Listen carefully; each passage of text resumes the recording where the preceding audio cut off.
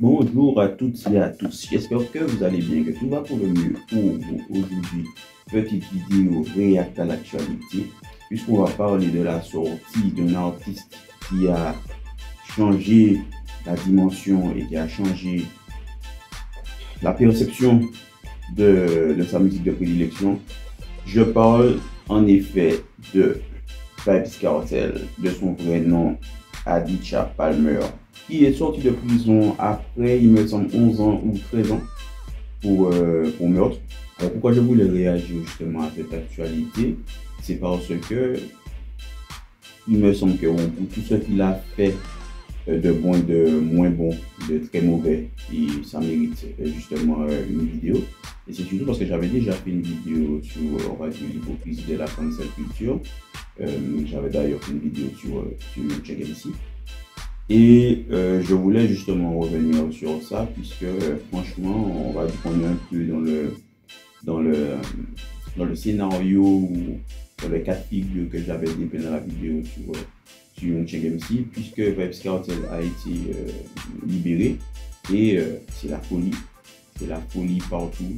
Tout le monde est content. Les gens demandent immédiatement à ce qu'il remonte sur scène pour pouvoir chanter.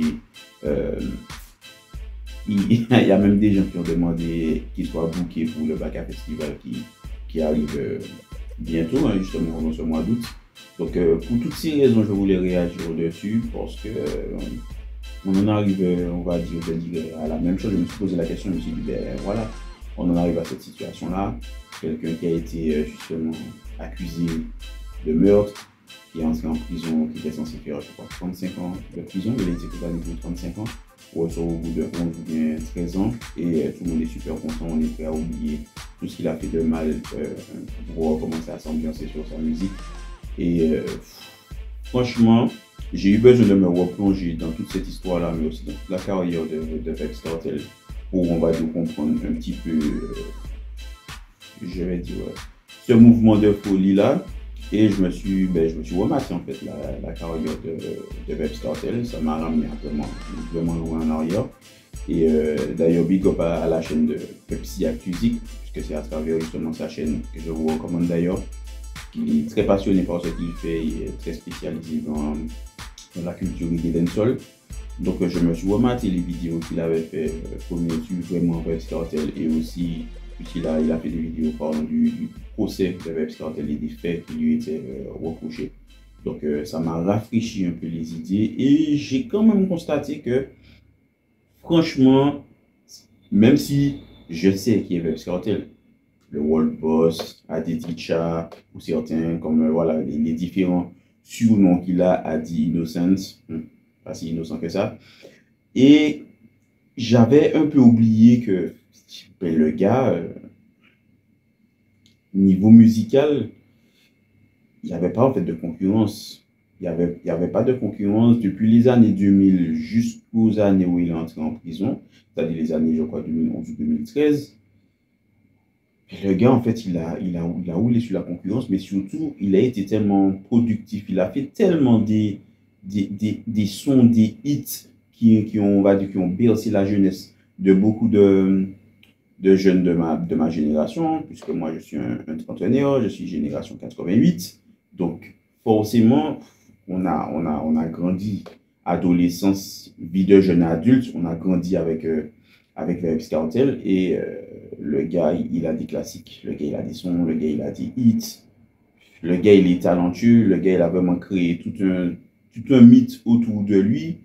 Et c'est pour toutes ces raisons que je me dis que l'engouement qu'il y avait justement en Jamaïque, ou qu'il y a en Jamaïque pour cet artiste-là, dans les Antilles aussi pour cet artiste-là, je ne suis pas d'accord avec, mais je peux totalement justement le comprendre. Donc pourquoi je dis tout ça, c'est parce que je peux en effet dans ce sens-là comprendre la folie autour de la libération de ce gars-là. Puisque quand la psychologie humaine fait que qu'on apprécie, on va dire, le travail d'un artiste, on va peut-être essayer de s'identifier à l'artiste ou bien placer l'artiste sur un piédestal, le considérant comme un dieu, qu'on voit les méfaits qu'il fait, les atrocités qu'il fait, on a envie d'oublier ça. On a envie d'oublier ça. Il ne faut pas oublier, justement. Il ne faut pas oublier. mais la majeure partie du public, et c'est pour beaucoup d'artistes justement comme ça, je vais parler d'artistes, même d'acteurs et tout ce qui s'ensuit, on a envie que cette personne-là soit parfaite, et même les sportifs aussi, et pour peu qu'ils aient fait des choses innommables ou des choses discutables, on a envie de mettre ça sur un côté en fait, de mettre ça sous le tapis et d'oublier ça. J'ai discuté de cette situation-là, de la libération de Vybz Kartel avec du monde autour de moi. Et il y a beaucoup de personnes qui, en fait, s'en foutent que le gars ait été accusé de meurtre. Ils s'en foutent que le gars ait été accusé de meurtre. Le gars, il fait de la bonne musique. C'est clairement ce qu'on m'a dit. Et moi, je m'en fous qu'il est accusé de meurtre. Le gars, il fait de la bonne musique. Donc, nous, on veut qu'il sorte pour nous refaire justement de la musique. Il est méchant et alors, c'est pas grave. Il fait de la bonne musique. Donc, voilà la vie qui est peut-être biaisée parce que il n'y a peut-être pas la pensée pour la famille euh, du disparu, puisque justement, la personne pour qui il a été reconnu coupable de meurtre, Clive Williams, a été vue pour la dernière fois chez lui. Donc, je vais recontextualiser les choses pour ceux qui n'ont peut-être pas suivi l'affaire, pour les raisons pour lesquelles Vybz Kartel est entré en prison. Il est entré en prison pour trafic de drogue, mais aussi pour meurtre. Alors, on l'a accusé la première fois d'avoir commandité le meurtre d'un promoteur jamaïcain. J'ai oublié, je crois que c'est Barrington, je ne me rappelle pas trop bien de son nom prénom, qui a été tué justement dans un bar, dans une fusillade, devant des amis à lui. Et il y a certaines personnes qui ont justement témoigné pour dire que c'est Vybz Kartel qui avait commandité ce meurtre-là. Pour finalement se rétracter, pour expliquer que la police avait fait pression sur eux pour pouvoir dénoncer Vybz Kartel, mais que ce n'était pas le cas. Et la police, pour pouvoir se défendre, a justement rétorqué que justement le clan de Vybz Kartel a fait pression sur ces témoins-là pour qu'ils puissent se rétracter. Donc Vybz Kartel avait été justement reconnu non coupable de ce meurtre-là. Par contre, pour le meurtre de Clive Williams, ce n'est pas la même chose, puisque Clive Williams avait envoyé un SMS à sa petite amie, c'était quelqu'un de l'entourage de Vybz Kartel, qui devait justement se rendre, qui faisait partie du business, on va dire, de Vybz Kartel, et ils étaient chargés de cacher ou de garder certaines armes pour, on va dire, le clan de Vybz Kartel. Et il y a deux armes, des armes à feu, je prends le fusil, qui ont été perdues. Et ils devaient, en fait, ils avaient rendez-vous avec Vybz Kartel dans une maison en Jamaïque, une des maisons de Vybz Kartel, pour expliquer les raisons de la perte de ces deux fusils-là. Et le Clive Williams en question avait envoyé un SMS à sa compagne pour lui expliquer qu'il avait rendez-vous avec Vybz Kartel et ces hommes-là par rapport à l'histoire de la perte des deux fusils, lui et un ami à lui. Et il avait super peur, qu'il tremblait même et tout. Et c'est la dernière trace de vie qu'on a eue de Clive Williams, ce SMS-là, parce qu'il s'est rendu à la maison justement de Vybz Kartel et plus personne ne l'a jamais revu. Il s'est totalement évaporé de la circulation, évaporé de la nature et on ne l'a jamais retrouvé. Cependant, justement, il y a des preuves, il y aurait des preuves en audio, en texto, mais aussi ils auraient retrouvé une pièce à conviction sur place, même si la maison, après justement cette prétendue disparition de ce prétendu meurtre-là, la maison avait été partiellement calcinée, peut-être pour pouvoir, peut-être le fait d'un accident, peut-être pour pouvoir dissimuler ou effacer certaines preuves, la maison qui avait été calcinée, donc ça avait compliqué les recherches justement de la police qui était venue justement perquisitionner justement ces maisons-là. Et il y a un audio qui a été révélé où il y avait Vybz Kartel qui parlait, qui expliquait voilà, qu'il s'était débarrassé justement de Clive Williams et en fait il avait besoin d'aide pour pouvoir se débarrasser justement de Clive Williams. Et il y a un texto, il m'a sûrement un audio, il expliquait qu'il avait coupé Clive Williams tellement petit que plus personne ne le retrouverait jamais. Alors je ne sais pas s'il y a des gens aussi qui ont fait un amalgame, parce que j'ai vu sur les réseaux sociaux des informations passées qui disaient que justement Vybz Kartel a tué plusieurs personnes, il les a tous enterrés dans son jardin, donc il y a plusieurs corps enterrés dans le jardin de Vybz Kartel, il a découpé les corps de ces gens-là, il les a... c'est un peu glauque ce que je raconte, cette histoire-là même, elle est glauque qu'il aurait mixé ces gens-là pour les faire manger à ses invités. Il ne faut pas croire tout ce qu'on voit sur Internet. Puisque cette histoire-là, elle est sortie de je ne sais où, il n'y a pas de source. C'est juste quelqu'un en anglais qui a tweeté ou qui a mis ces informations-là sur le net. Et c'est devenu de vérité générale que Vybz Kartel aurait plusieurs corps dans son jardin et qu'il aurait découpé les corps, l'aurait fait mixer, cuisiner et fait bouffer à ses invités. Soit les gens ont peut-être trop regardé la série Dahmer sur Netflix, soit ils ont trop regardé Hannibal Lecter. Parce que il ne me semble pas que ça ait été traité ou les sujets de ça dans l'affaire de Vybz Kartel. Mais en effet, le corps de Clive Williams n'a jamais été retrouvé. Mais avec les preuves, on va dire, les preuves, je veux dire, informatiques, téléphoniques, c'est sur cela que Vybz Kartel a été justement condamné. Il avait fait appel pour pouvoir perdre en appel et justement être condamné à 35 ans de prison. Et ses co-accusés, eux, ils ont pris une vingtaine d'années ou 25 ans, je crois, quelque chose comme ça. Ses avocats ont continué justement à se battre pour pouvoir dire qu'il n'y avait quasiment aucune preuve et ils se basaient vraiment sur rien pour pouvoir accuser Vybz Kartel. Ils ont continué justement à faire leur démarche et ils ont réussi à obtenir la réouverture du dossier par le haut tribunal de la Grande-Bretagne, c'est-à-dire l'autorité qui est au-dessus justement des autorités jamaïcaines, puisque voilà, c'est la Grande-Bretagne qui régit tout cela, dont la Jamaïque.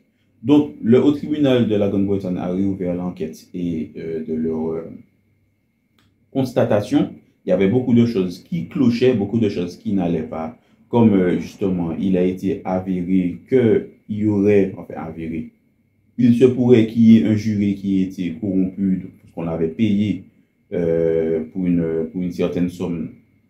On avait payé pour pouvoir discréditer, mais même pas discréditer, accuser Vybz Kartel et l'enfoncer pour justement le faire tomber en prison. Donc, il y a déjà ça qui rend bancal le dossier. Certaines preuves qui ne correspondaient pas, puisqu'ils ont fouillé dans tout ce qui concerne les preuves horodatage et data, tout ce qui va concerner l'informatique sur les photos, vidéos, audio et même le bornage téléphonique. Parce que vous savez, quand on a un téléphone portable, il y a des antennes de bornes, des antennes téléphoniques pour pouvoir borner, pour pouvoir capter, pour pouvoir avoir du réseau qui, en temps réel, nous disent où est-ce qu'on se situe quand on passe à côté d'une ou qu'on est dans la région d'une antenne téléphonique qui peut borner. C'est comme ça qu'ils ont pu voir soi-disant que Vybz Kartel était présent le soir de la disparition de Clive Williams, mais les données téléphoniques expliquaient que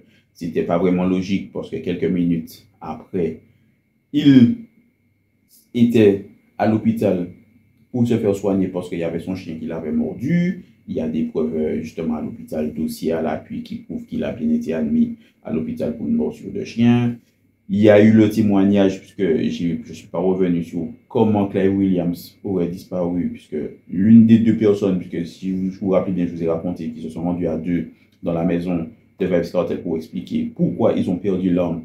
L'une des deux personnes, c'est-à-dire le témoin, je n'ai pas son nom, je ne crois pas qu'on ait donné son nom, il a réussi à fuir quand il a vu qu'ils avaient tabassé justement Clive Williams, qui était couché au sol, prétendument justement déjà mort. Il a fui. Et dans la course-poursuite, quand il est parti, le chien de Vybz Kartel serait parti derrière lui. Vybz Kartel aurait essayé de rattraper justement son chien qui l'aurait justement mordu. Écoutez bien, le témoin se serait arrêté pour appeler un taxi, se serait rendu à l'hôpital avec Vybz Kartel parce qu'il a été justement mordu par un chien.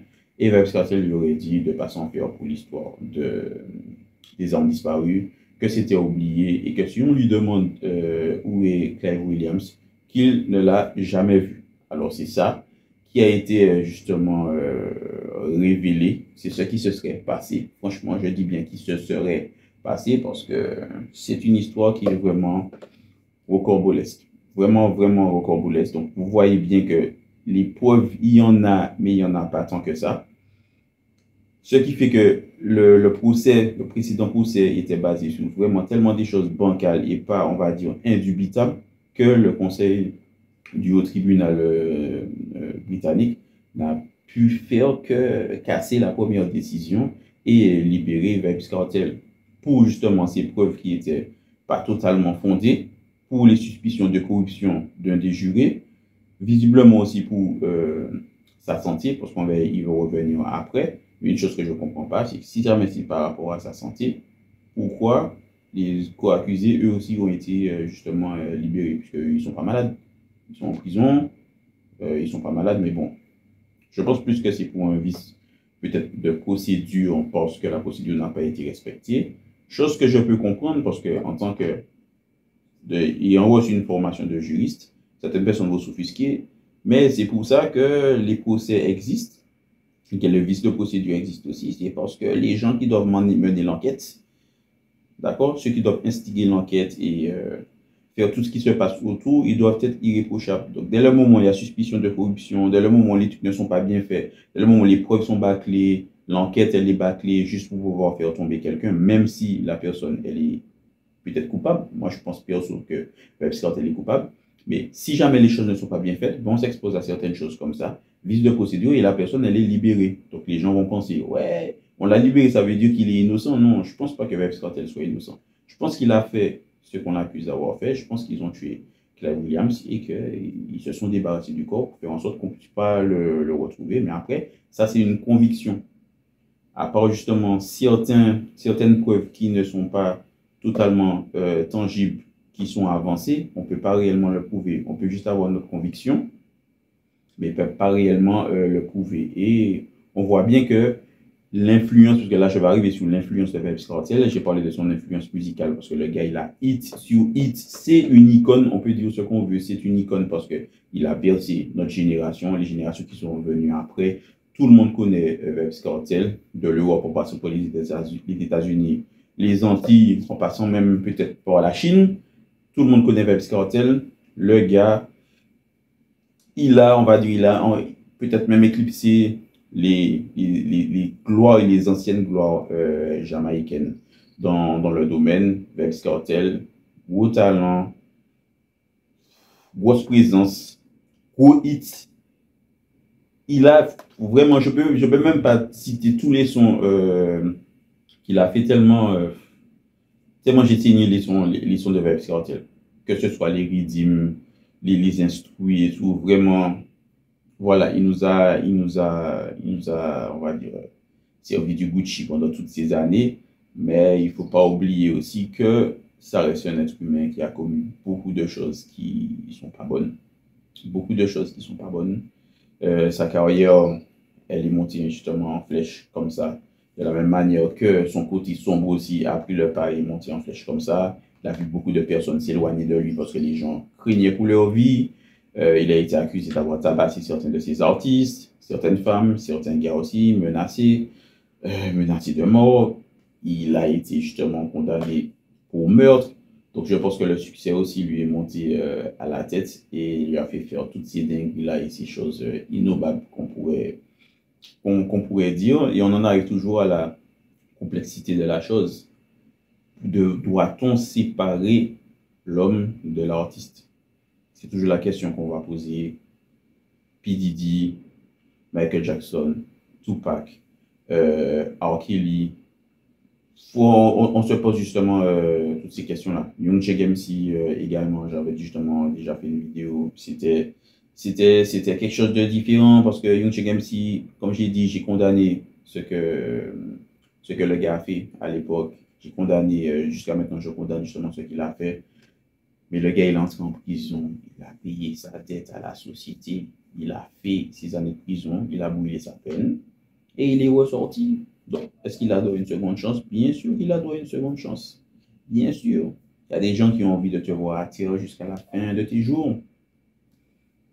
Ça, c'est leur façon de voir les choses. Moi, ce n'est pas ma façon de voir les choses. La question, est-ce que Vybz Kartel mérite une seconde chance? J'ai envie de dire oui. Quand on voit même l'état de santé, on en arrive sur son état de santé. Quand on voit l'état de santé du gars, puisqu'il a été révélé qu'il a une maladie qui s'appelle la maladie de Graves, qui est une maladie qui touche justement la thyroïde.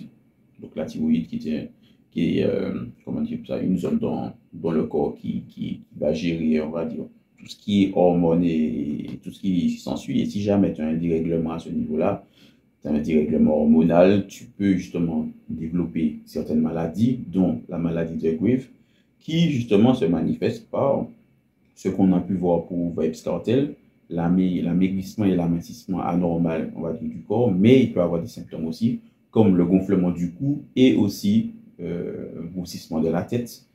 Je dirais pas grossissement des yeux, mais les yeux qui par pression sortent dans leur globe oculaire. Et c'est clairement dans cette situation-là que Vybz Kartel se trouve.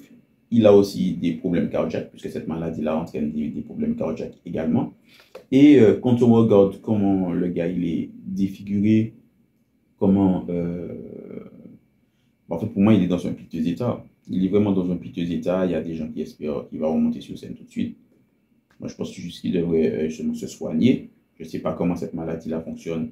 Si ça peut se soigner, si on peut en guérir ou s'il y a des traitements pour pouvoir mieux s'en sortir. Mais il apparaît clairement qu'il a été aussi libéré pour cette raison-là, puisque les conditions de vie en prison n'étaient pas adéquates pour le traitement de cette maladie. Au contraire, sa vie était clairement en danger s'il y restait toujours en prison. Donc, c'est pour toutes ces raisons, on va dire, je dirais, médicales, judiciaire, puisqu'il y a eu, il a été avéré qu'il y a eu corruption, qu'il y a eu certaines preuves qui ne sont pas tangibles et tout. Mais je dirais aussi économique, puisque le procès de Vybz Kartel, qui est l'un des procès les plus longs, si ce n'est pas le procès le plus long qu'a connu la Jamaïque, quand il y a des procès, les gens oublient qu'il faut payer le contribuable, il faut payer les jurys, il faut payer la sécurité, il faut payer la police, il faut payer en fait toutes les personnes qui sont sur place tous les jours, parce que c'est un procès de plusieurs jours. Ces gens-là sont présents chaque jour et il faut les payer. Donc à ce moment-là, faire un deuxième procès, je pense que ça aurait été compliqué pour la Jamaïque même, mais aussi pour Vybz Kartel, puisque je pense que financièrement, ça doit être chaud pour lui, ses avocats, et en fait, pour tout l'argent qu'il avait peut-être rassemblé, qu'il a dilapidé dans les frais d'avocats et tout. Pour toutes ces raisons-là, je pense qu'ils ont laissé le gars sortir.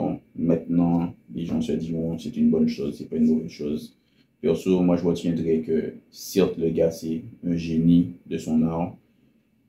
Il a inspiré justement beaucoup de personnes dans le positif, je vais parler côté dancehall, mais aussi dans le négatif côté dancehall, puisque sa musique prônait clairement la guerre et le meurtre et tout ce qui s'ensuit. On voit justement ce que son clash contre Mavado pendant plusieurs années a donné en Jamaïque avec les affrontements entre justement deux gangs rivaux, des civils, mais aussi des gens de gangs qui ont été touchés. Et il y a eu combien de morts, même s'ils ont appelé à un cessez-le-feu, quand ils disent cessez-le-feu, à déposer les armes, et ils ont été réunis sur scène pour pouvoir calmer tout ça. C'est bien parce que justement c'était allé trop loin.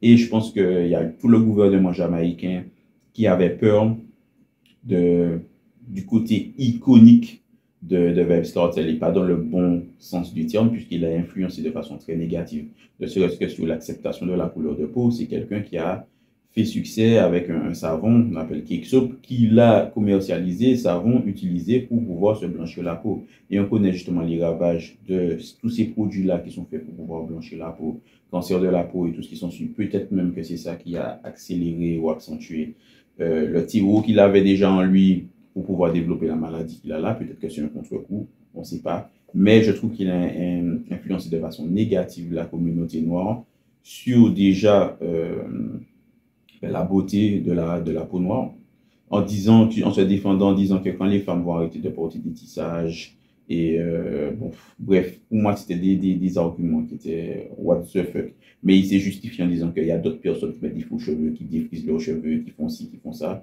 Donc, il ne faut pas venir lui faire chier avec le fait qu'ils se blanchissent la peau. Oui, il faut qu'on vienne te faire chier avec ça. Parce que nos ancêtres, et jusqu'à maintenant, il y a toujours le combat pour l'acceptation de notre couleur de peau, tellement on a été diabolisé, tellement on a été infériorisé à cause de tout ça. Venir se dédouaner de ça alors que tu es une personne publique, que tu as une influence sur les adultes, mais surtout sur les plus petits qui te regardent et qui prennent exemple sur toi, en te disant que c'est juste un style. Pour moi, c'est la même façon de parler que les gens qui viennent de vous faire des blackface en prenant justement la couleur de peau noire comme juste un artifice, alors que ce n'est pas un artifice. Le blackface, c'est quelque chose de grave. Donc, le fait de se blanchir la peau, c'est quelque chose de grave. Et en tant que personne publique, intelligente, parce que je pense qu'il savait ce qu'il faisait, intelligente et tout ce que vous voulez comme superlatif, il savait très bien que ça aurait été justement négatif, mais il s'en foutait parce que peut-être que c'est quelqu'un qui pense qu'à sa petite personne. Donc c'est vraiment ce côté-là, moi, que je n'accepte vraiment pas, parce que la communauté noire souffre déjà assez sous bien des domaines. La femme noire et l'homme noir souffrent déjà assez sur bien des domaines pour pouvoir venir apporter du grain à moudre aux gens justement qui sont là, aux racistes et tout, qui sont là pour pouvoir nous inférioriser et tout. Et malheureusement, il y a beaucoup de personnes qui sautent dans le wagon, qui se blanchissent là pour diverses raisons, pour le style, pour le complexe d'infériorité, pour pouvoir être accepté par rapport au colorisme dans les sociétés dans lesquelles nous vivons, puisque la société antillaise caribéenne est une société aussi très coloriste, malheureusement, comme le reste du monde. Et donc, à ce moment-là, en tant que gros artiste comme ça, qui véhicule une image comme ça, je trouve ça moyen. Je n'enlève en rien le fait que le gars est un gros artiste, qu'il a des hits. Je ne dis pas que je vais arrêter d'écouter la musique de Vybz Kartel, je pense que je vais continuer à écouter les anciens sons de Vybz Kartel, mais est-ce que pour autant, comme je dis, faut séparer l'homme de l'artiste après justement tout ce qu'il a fait, après les raisons pour lesquelles il est entré en prison? On peut qu'avoir une conviction qu'il a tué Clive Williams, je dirais paix à son âme, parce que souvent les gens oublient les victimes dans ces histoires-là. Il ne faut pas oublier qu'il y a un prétendu disparu, enfin, un disparu, donc prétendu mort. Bon, je dis prétendu mort parce qu'on n'a jamais retrouvé son corps, on n'a jamais retrouvé personne. Mais il ne faut pas oublier ça. Il ne faut pas oublier qu'il y a 2 personnes qui sont mortes dans cette histoire-là. Et tout gros artiste qu'il est, Vybz Kartel qu'il est ressorti, est-ce que tout ça doit passer à la trappe? On oublie, on appuie sur un bouton reset et ouais, on repart comme je ne sais pas quand. Je ne sais pas. À vous de me dire franchement ce que vous en pensez de cette histoire-là. Qu'est-ce que vous pensez de la sortie de Vybz Kartel de prison? Où est-il dû y rester? Est-ce que justement c'est une bonne chose qu'il soit sorti pour sa santé, mais aussi pour sa famille? N'hésitez pas à me le dire en commentaire. Toujours bien sûr dans le respect. On peut ne pas être d'accord, mais échanger dans le respect. Moi, je vous dis à la prochaine pour une autre vidéo.